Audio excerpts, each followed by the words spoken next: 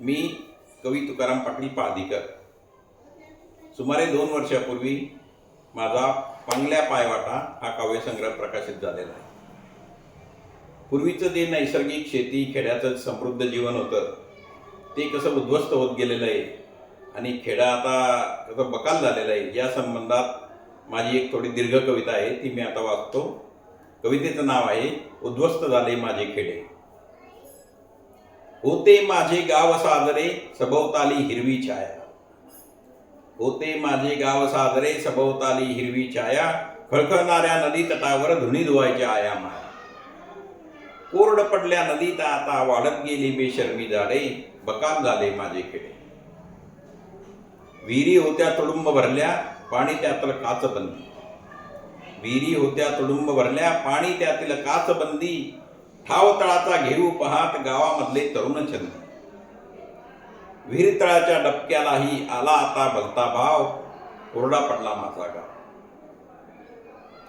आनंदाने डोलत होती शेत शिवारी कुणबी दौलत.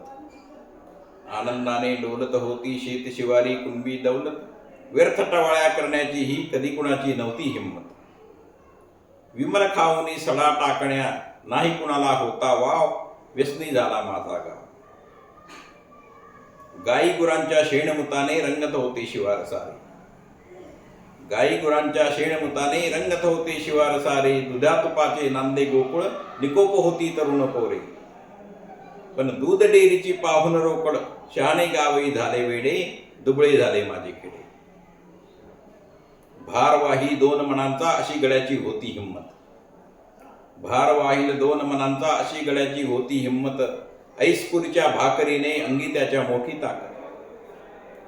हायब्रिडच्या सोबत आता रेशनसाठी धावा धाव. मोडून पडला माझा गाव.